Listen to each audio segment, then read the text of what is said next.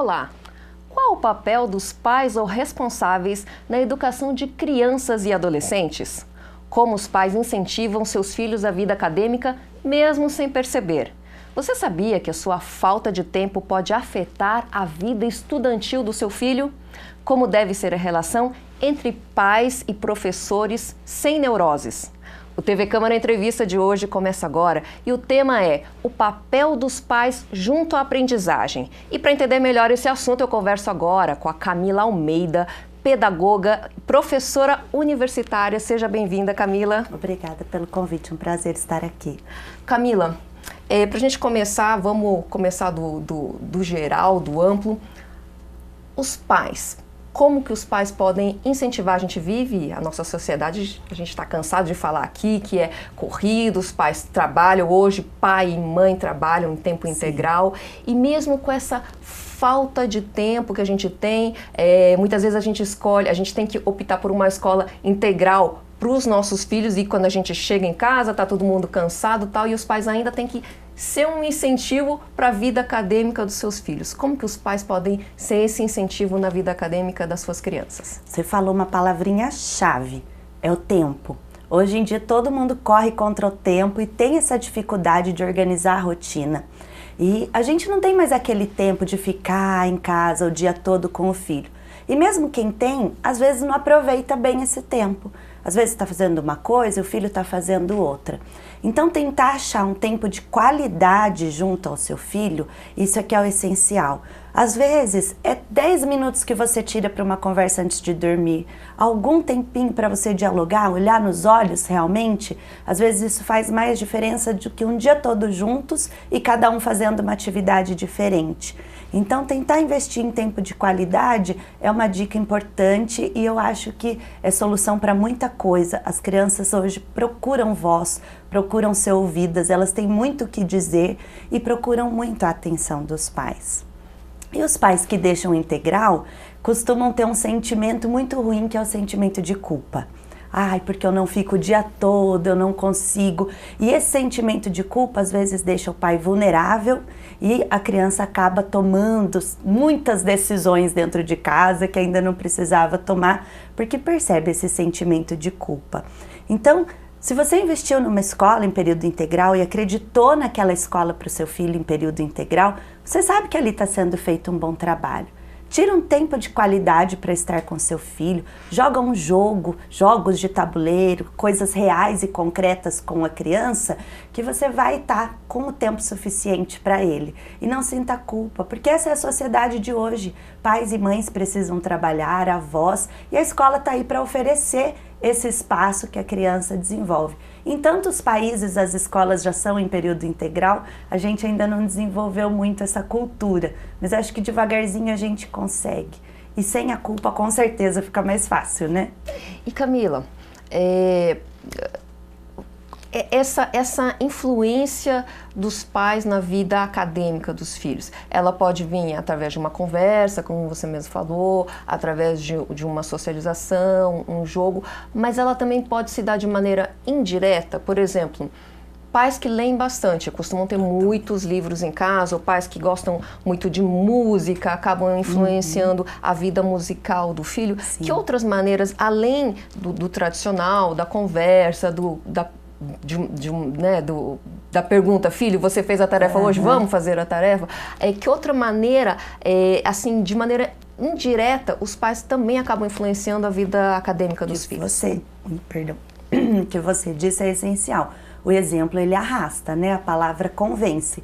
E a criança, ela aprende muito mais pelo exemplo do que pelo convencimento. Todos os pais já usaram essa frase um dia. Eu falo e não adianta nada, né? E não está funcionando. Então, vamos usar outra estratégia que não seja falar. E às vezes é o exemplo. E em pequenas frases, às vezes a gente mostra a nossa verdadeira intenção com aquilo. Por exemplo, quando chega a tarefa. E aí o pai, não, eu tenho boa vontade, eu vou tirar o tempo para fazer a tarefa, mas a hora que pega, fala, ih, hoje é dia de tarefa? Nossa!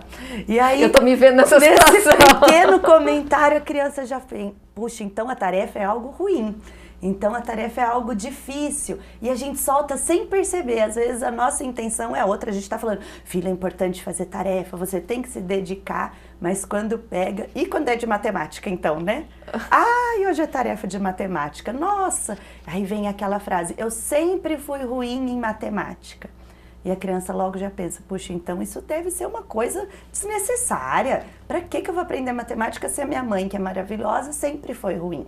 Então esses pequenos comentáriozinhos fazem toda a diferença. A gente tem que se policiar, que a gente está educando a criança 24 horas por dia. Não é só na hora que a gente senta para conversar. Essa hora é muito importante. Mas as pequenas palavrinhas que a gente solta dizem a nossa real intenção com aquilo. Os pais acabam sendo os primeiros professores, antes mesmo dos professores de fato. Só como fala da escola, né? Às vezes vai preparar a criança para ir para a escola e já vai cheio de medo. Você vai estudar? Mas você vai se comportar, então já mostra, nossa, isso vai ser uma coisa tão ruim para a sua vida. Fica cheio de perguntas para a criança. Quando a gente passa com afirmação, olha que legal, amanhã é seu primeiro dia de aula, vai ser ótimo, vai ser importante, já dá para a criança um outro aspecto da escola do que aquele aspecto cheio de perguntas, de insegurança, e aí já melhora a relação da criança com a escola.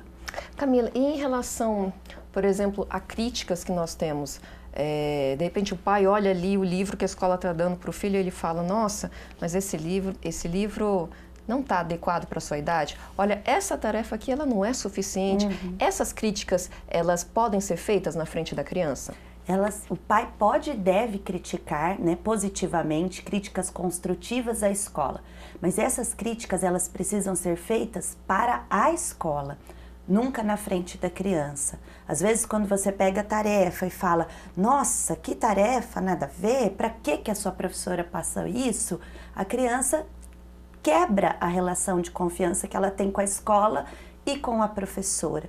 Porque para a criança não existe, isso não é tão bom, mas a minha professora é boa. A criança é daquelas histórias infantis, existe o bem e o mal. Então, se o meu pai está falando algo negativo da minha professora, ela é totalmente o mal. E eu não vou mais confiar nela, eu não vou, às vezes, até mais respeitá-la. Então, faça críticas à escola, a escola está sempre aberta a ouvir os pais, mas lá na escola, não na frente da criança. Por mais que você discorde, segura na frente do seu filho. Se você não acha que ele deve fazer a tarefa, você pode falar, essa eu vou conversar com a sua professora amanhã, não vamos fazer não, e muda de assunto. Mas não fala na frente da criança, senão o professor vai perder a autoridade que ele tem na sala. E Camila, a gente está falando assim dos pais que fazem uma supervisão em cima da tarefa, que dedicam, ou pelo menos tentam dedicar parte do seu tempo para acompanhar os filhos, mas por outro lado tem muitos pais que já fazem a total terceirização da educação para a escola, e você deve conviver muito com isso. Os pais que trabalham o dia inteiro, olha, meu filho está aqui e eu vou chegar só para dar banho e dormir, né? Esse completo desinteresse pelo que está acontecendo com a vida acadêmica do seu filho, da criança. Como que vocês, como professores, lidam com isso em relação aos pais? Aí a gente tem que orientar o pai. Porque na maioria das vezes a gente vê que a criança que não tem algum tipo de acompanhamento, ela começa a ter o rendimento mais baixo na escola. Não é isso que a escola quer. Não adianta, né, passar a bola. Esse trabalho é de todos nós. Então, mesmo quem não tem tempo, às vezes com pequenas atitudes consegue incentivar e apoiar nos finais de semana, se interessa, faz trabalhos, ajuda, ou uma conversa mesmo que demonstre o real interesse pela escola, já faz diferença para a criança. Porque a criança passa um grande tempo da vida dela dentro da escola.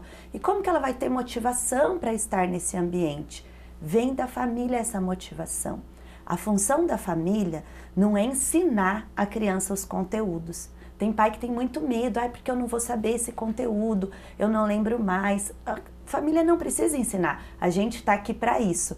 Mas acompanhar e motivar essa criança, esse é um papel que, quando não é feito, às vezes destrói o nosso trabalho, cai por terra muita coisa que a gente fez, porque vem palavras destrutivas ao invés de motivadoras de casa. E as palavras motivadoras podem ajudar a criança não só a estudar, mas a tomar gosto pelo estudo, Exato. é sentir prazer e alegria em estudar. Exatamente, é a postura que ela vem, porque ela sabe que ela está fazendo isso por alguém que está acompanhando em casa. A criança não pensa, eu vou aprender essa equação, porque quando eu for grande, talvez um dia eu use, né? É muito difícil isso, mas ela se dedica e se esforça porque ela sabe que tem alguém ali que quer que ela se dedique e se esforce. Isso faz toda a diferença. Camila, hoje a gente está vendo uma certa crítica em relação a isso, mas até há um tempo as escolas, muitas escolas, principalmente particulares, já tinham, hoje eu acho que ainda tem, mas tinha um olhar muito focado no vestibular, mesmo que a criança chegasse com 5, 6 anos. Hoje a gente já vê muitos pais criticando isso e a gente já vê escolas surgindo, escola surgindo já com outro pensamento. Não, o vestibular não é o auge da vida dessa criança, né? Como que vocês, como pedagogos, veem isso? Porque existem escolas bem dentro desse esquema, já bem mecanizadas, você vai chegar e vai aprender equação com seus 9, 10 anos, porque isso vai ser importante quando você tiver 17 anos. E outras escolas que estão indo num ritmo totalmente já contrário a isso, visando desenvolver outros talentos além do vestibular. E a sociedade está mudando, né? O próprio vestibular está mudando, está exigindo outras coisas. O tempo de decorar tudo na cabeça passou. Graças a Deus. Hoje a gente pode pesquisar tudo que a gente quer. A gente estava falando antes, né? Eu falei, eu tenho dificuldade de gravar números. Quando eu preciso de algum dado, eu tenho que pesquisar, porque eu não gravo eles na cabeça. E não sinto essa obrigação de gravar. Cada um é mais apto para algumas áreas do que para outras e tem áreas para todo mundo na sociedade. Agora, dentro da escola, aí é a pedagogia que cada escola escolhe. E por isso que o pai, quando vai escolher uma escola, ele precisa entrar e conhecer qual é a filosofia dessa escola. Porque às vezes você conhece o nome da escola, poxa, essa é uma boa escola, mas é uma escola só centrada em vestibular, em treinamento, em treinar o filho para provas e avaliações.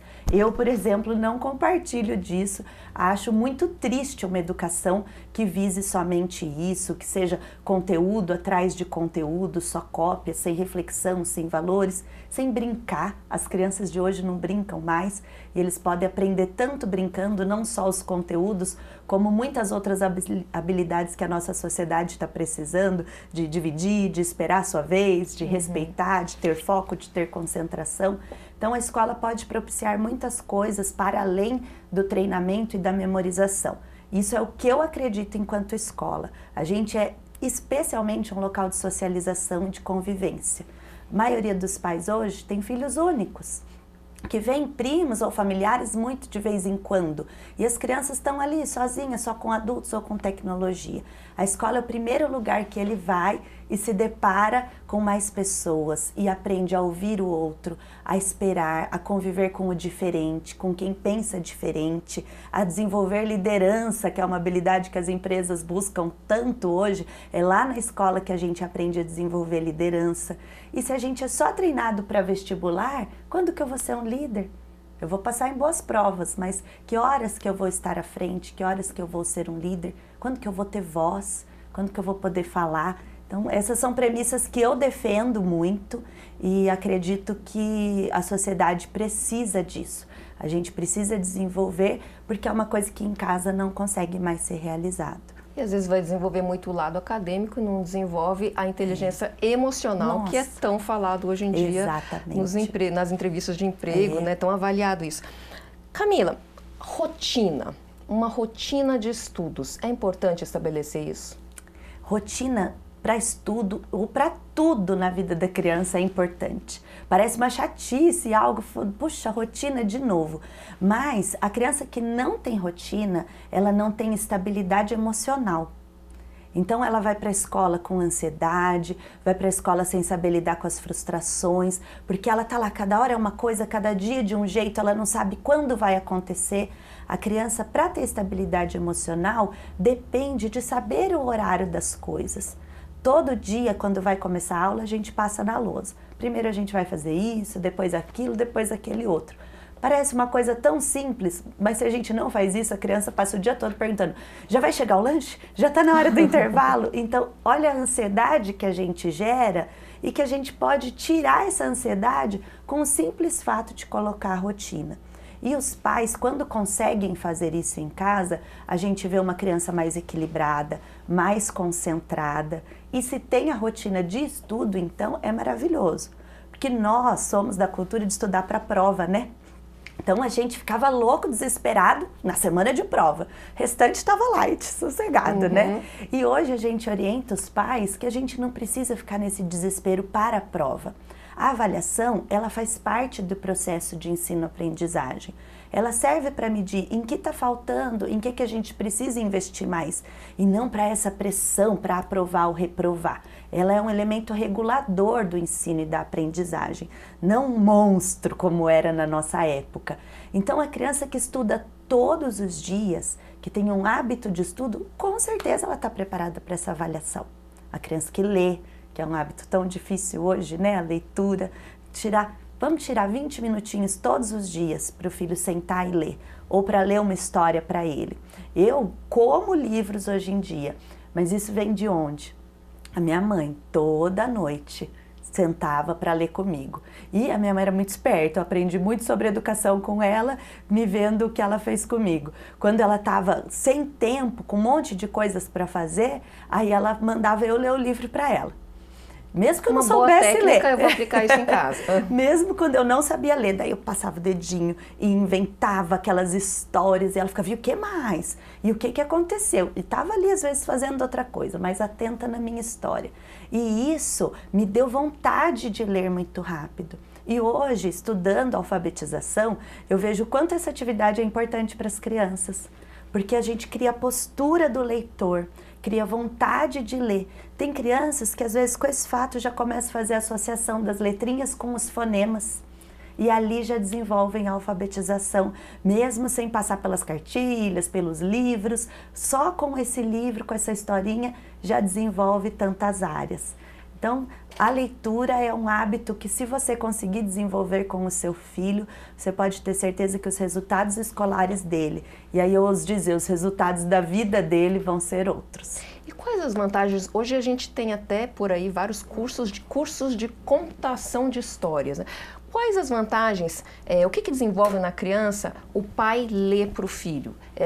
A gente sabe, criatividade, né? Mas o que mais? Tanto da parte emocional quanto da parte intelectual.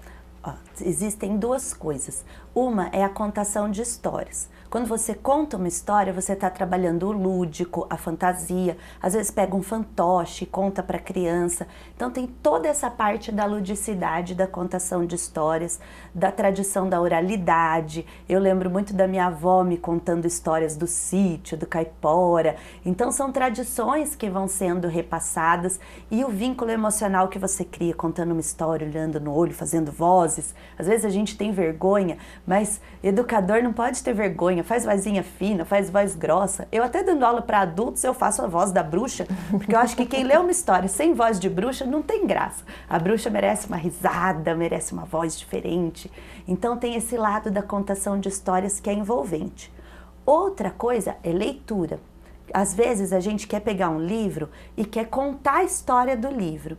Quando você conta a história da sua cabeça. O livro você lê literalmente para a criança. Pode fazer as vozes, o papel, mas não muda aquilo que está escrito.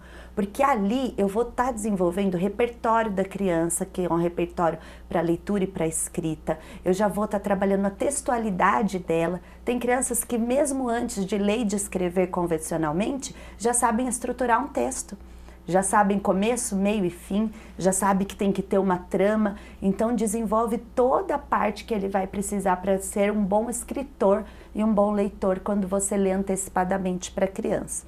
Mas é um erro nosso adulto querer mudar a história do livro achando que ele não vai entender. Às vezes tem uma palavra difícil e a gente cria outra coisa ali. Mas se a criança não entender, é ótimo, porque ela vai perguntar. E vai gerar curiosidade, ela vai aprender uma nova palavra, um novo vocabulário.